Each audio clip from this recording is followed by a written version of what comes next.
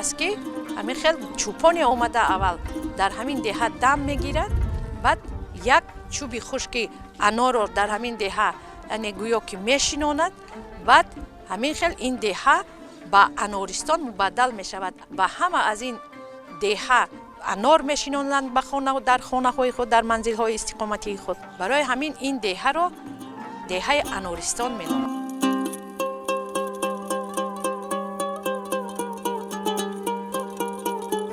ҳамин боло мо як деҳа доштем, анористон буд.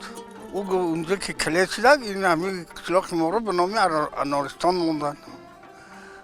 بیشتر قرقاچک بود و انارستان موندن. انارش بسیار بود. بیشتر دیگه قرقاچک نام بود تا سالهای نزدیکه. بعد از آن همین نام ایوازکنی شد. از وقتی نام ایوازکنی مردم پیشنهاد کردند برای همین نام دهه انارستان گذاشته بودند.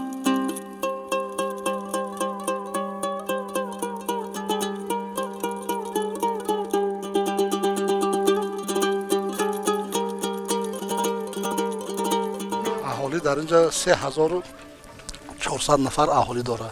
خواجگیش یک 600 خواجگی مردمی اتفاقا مردمی یک کسی گوش میکردگن. من برای آبادانی قشلاق دیها کارهای زیادی راستیاب کردگن. من راهی که از اسفالت سیم آمدیم تا همین بالا رو این همین مردم کردن. این خیلی کوچه رو دیدیم، هم سنگریز، همش سنگریز کردن. من هر یک کوچه خودش هم الهام گرفته 15 تا 16 نفر زندگی میکنه. همین راهشان رو هم خیلی بیتون کرده ایستادن حاضر.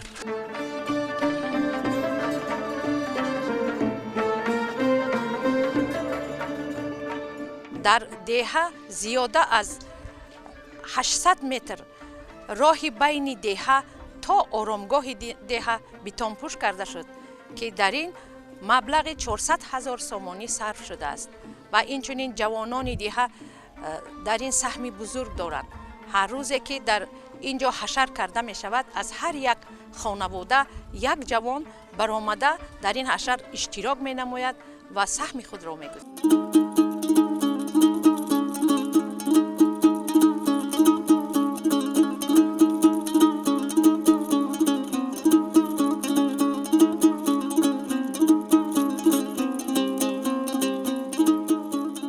عجایب بهار این بهار رو ببین چقدر بهار خوش رو عجایب بهار خوش رو کار کنه یگان وجب زمین نزد حوالگیش باید بیکار نمونه. این زمین مادره، زمین میخورونه میپوشونه. اگر اوبال میشه و اگر ما دهنی حوالی مونده که 10 سال 8 سال 15 سال زمین داشته باشیم که در زمین ما هیچی نداشته باشیم اوبالای باید ما یگان وجب زمین ما بیکار نمونه. باید بکاریم چی نباشه بکاریم میونه بسته کار کردن در کار. طرز شیناندن پیسته‌های محلی در زمانی که درخت للمی کلان میشد زمین باید خاکی کردن در کار. چقدر خاکش میده کردن در کار. بعد همین در چقرگی 5-6 سانتی متر پیسته را ما دو دانه میشونیم. یک دانه ایسانتر بین هر یک کنیم رسیدن 4-5 سانتی متر باشد. پیسته را میخواد شینانده خوب خاک را کم کم خاک را میگردونیم شه. ایتش دو تاش وقتی برآمد میتونیم که با یک دیگه چیکار کنیم با دیگه جدا کشوندن در کار. بعد وای سوم کردن در کار. برای چی؟ برای وای سوم کردن در کار که نم نپرد. وقتی که چشید وقتی که علف وقتی که درخت خودش برآمد گردوی ور بومده چاوق کرده سوم کرده علف میپوشیم که نم نبرد. در جاهای للمی هر یک ماه یک بار خبر گرفته از اهالی پیسته‌هامون وقتی درخت برآمد اینها رو نگهبین میکنیم. وقت بعد یک سال پس وقتی ریشه دوان بعد خودش به خودش سال میشه.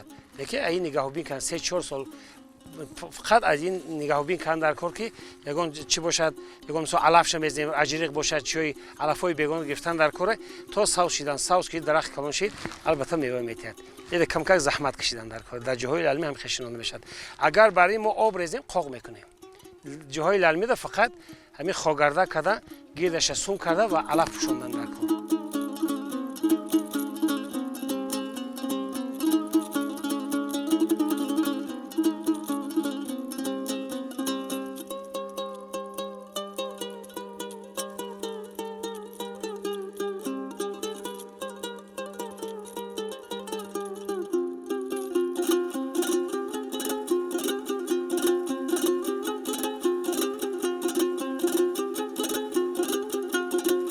саршои баҳорда як 400 та ниҳол дарахт шинудем. Ай писту бодом.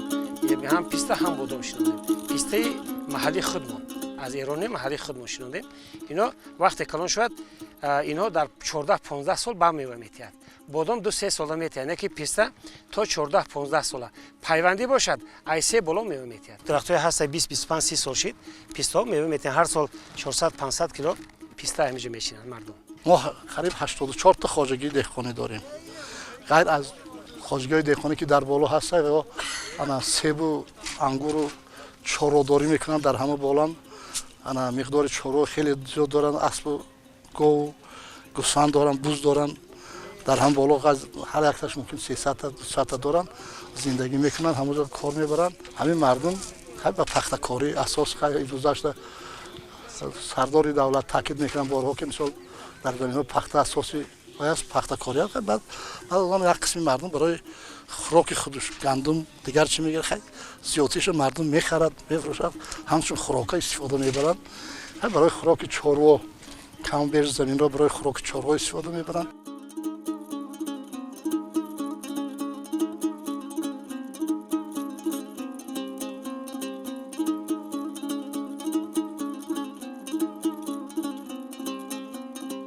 کوه بین برای ما یک کوه بین یک کوه پروردگار برای چی داد ما رو برای چهار بکن پیش هیچ کس ظاهر نکن وقتی که ای خودت برای همین میای یا مهمان میای یا پدرت میای یا اکا دادرات ایا جا مهمانی میای یک تیش مثال ذات میکنی اگر پروا هم داشته باشه که من هیچ چیز رو چهار داری مال داری حال داری گفت ای قدیم باباها من میگه که مال داری حال داری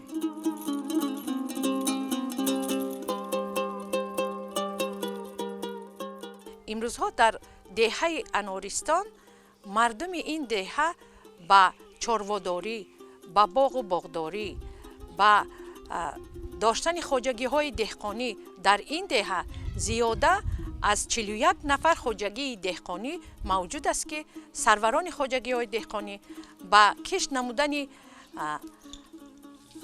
кишти асосӣ, яъне кишти пахта, кишти картошка, пиёз, сабзӣ ва дигар зироатҳои техникӣ аз он ҷумла ғалладонагиҳо машғул мебошанд. дар ҳар як хонаи мардуми деҳаи Анористон чорвоҳои калони шохдор ва чорвоҳои хурд, яъне бузу гӯсфанд мавҷуд аст ки мардум аз инам як буҷети оилаи худро ғанӣ мегардонанд.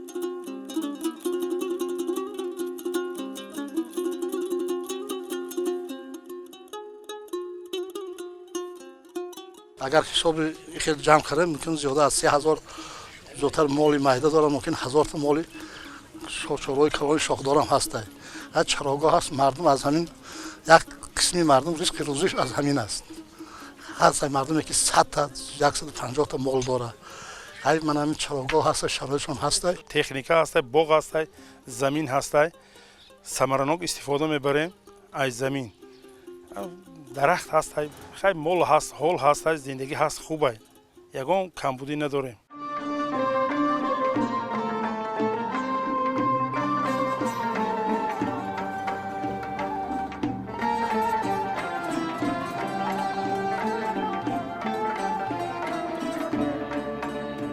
моли майдам як 18 та ё 20 та дорем да, 18 та бояд боша. 11 та вай гирифте, тул гирифте. ҳозир. хай бо ҳозир бо вай дора давом дора.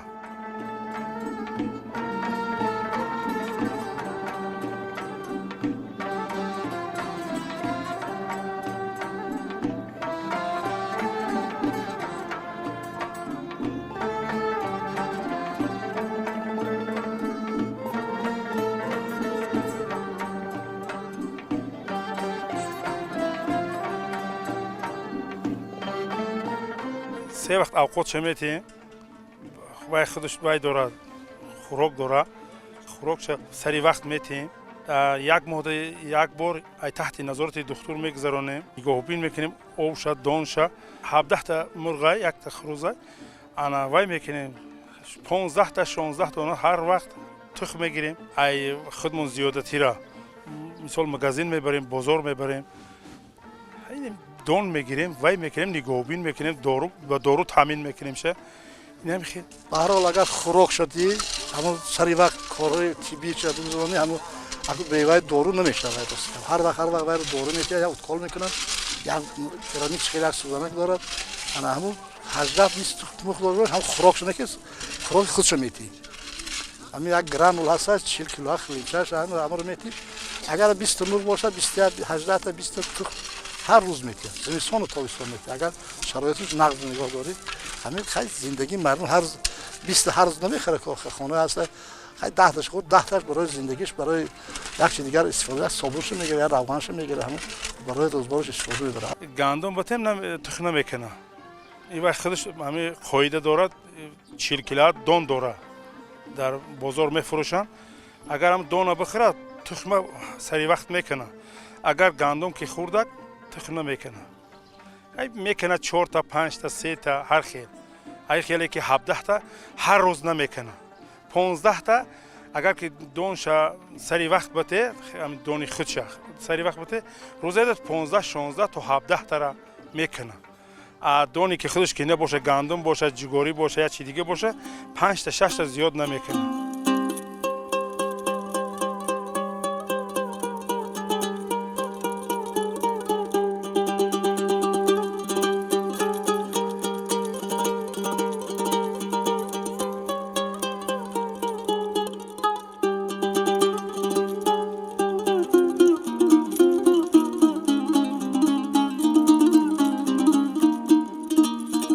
گو میشه شیر میپزیم و چکه میکنیم شه و دوغ میکشیم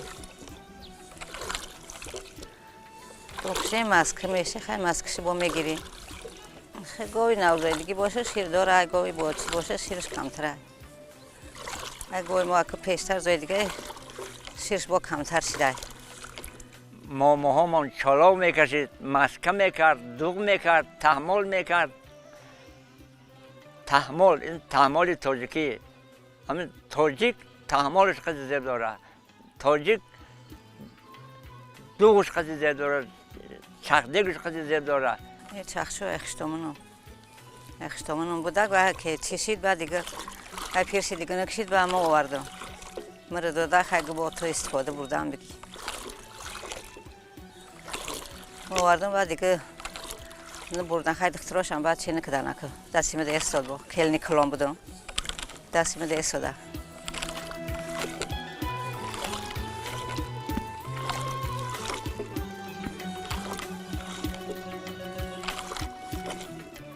خیلی کشیم اما گودکال میخرن جمع کنی یکان وقت بعد تحمل میکنی شون گودکاده بگوان تحمل میکنی میخرن دستان مانده یا یک کاسک های سفالیز پشترک سفالیز هم یک سری دوغش میگرد یک پیاله چالاو میدادم میخوردی عجایب راحت میکردی دهات باید باشه دهات در زندگی میکنی باید چالاو داشته باشی دهات زندگی میکنی گاو داشته باشی مال میده داشته باشی چکه داشته باشی دوغ داشته باشی همش باید مسکه داشته باشی باید در دهات که زندگی کنی باید داشته باشی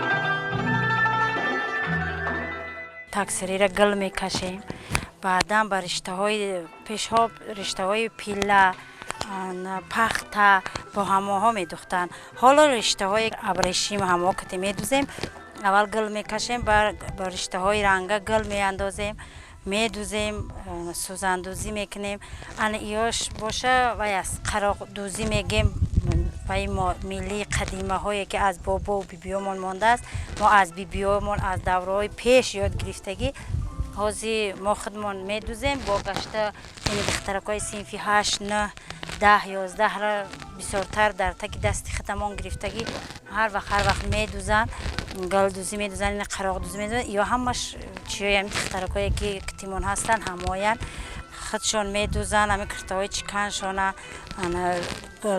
بازی قراقی برآمده است اینی وای دراوشک دوزی میگیم یا برآمدگی میدوزیم یک بازی زردوزی میگن وای میدوزن با خیلی برآمده ماشینا پاپوری میگن با همین رشته هایی که خودشون وای کردگی به همو چی میکنیم ما میدوزیم.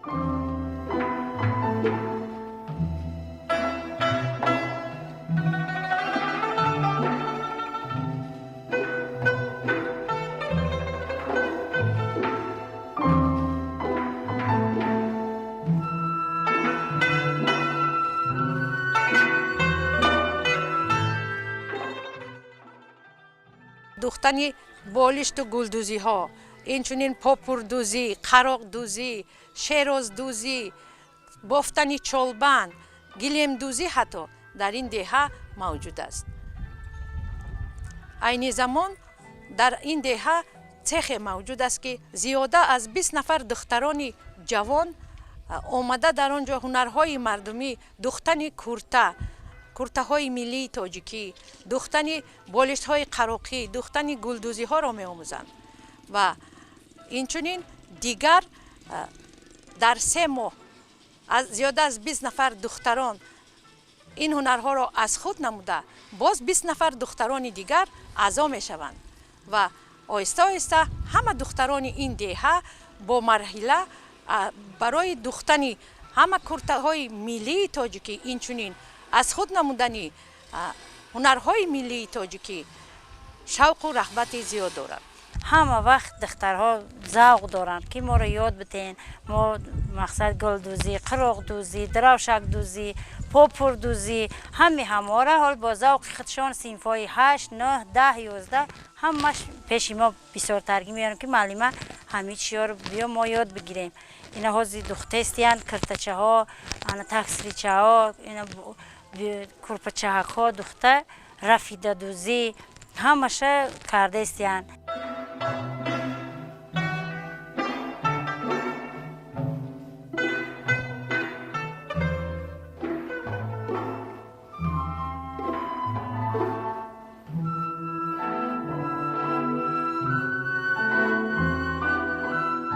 نرخ این قیمت را یک بالشتی میدک 30-35 میدوزن میفروشن میخرند عروسکا یک پرش 2 تا بالشتکه اینه کتی امره داره آزی در همین چیا ان ایو که باشد در روزه تا 60-65 میفروشیم این قراق دوزی همین با هست همین خیلی گلدوزی بالشتای درست 60-65 میخرن عروسکایی که حاضی عروس شدستیان انا این یا دراوشک دوزه که همیا 20-25 میره میفروشه ما تیار کرده هم میاره برای که یا 2 تن یک پر حساب میشن و یک تا ایکتی 2 پر میشه. ببینه بالشتای گلدوزی با بسیار ترگی انا که دیگه بالشتای قراق دوزی همه میاره میفروشه.